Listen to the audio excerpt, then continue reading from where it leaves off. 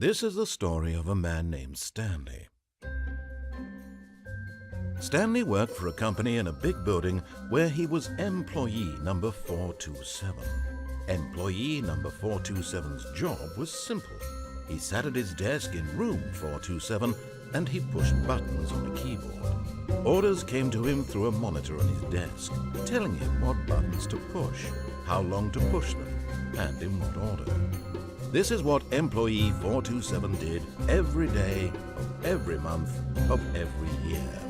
And although others might have considered it soul-rending, Stanley relished every moment that the orders came in, as though he had been made exactly for this job. And Stanley was happy.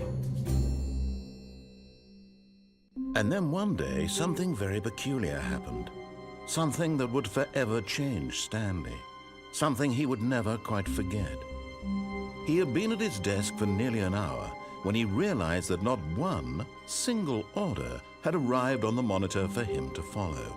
No one had showed up to give him instructions, call a meeting, or even say hi.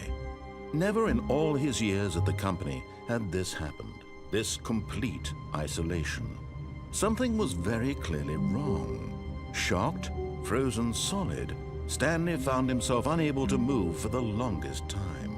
But as he came to his wits and regained his senses, he got up from his desk and stepped out of his office. All of his co-workers were gone. What could it mean? Stanley decided to go to the meeting room. Perhaps he had simply missed a memo.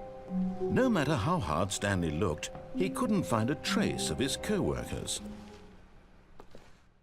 At first, Stanley assumed he'd broken the map until he heard this narration and realized it was part of the game's design all along.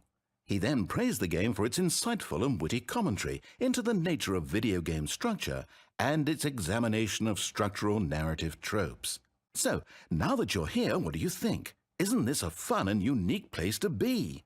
Why don't we take a minute just to drink it all in? Okay, I'm over it now. What do you think? Are you sick of this gag yet? Ah, then in that case we'll continue. But now, here comes the real question. What do you think would have happened if you had told me that you wanted this to stop? Do you think it would have been particularly different? Would I have taken the same idea but rephrased it superficially to fit that answer? Perhaps you never would even have thought of it if I hadn't brought up the issue in the first place. Oh, now think about it. Will it be worth it for you to restart and then come back here just to do the other option? Clearly, this whole gag takes some time. What if the other option is even longer? How long will you spend in total just to have heard all the narration? Oh, and this is rich. Perhaps you've just played the other option, and now you've come to see what happens in this one. So, what do you think? Which choice was the better one? Imagine if you had selected continue on your first playthrough, how tantalizing it would be not knowing what happens when you pick the other option. Indeed, you are one of the lucky ones. Though if the other option is really miserable to listen to, then perhaps you're not.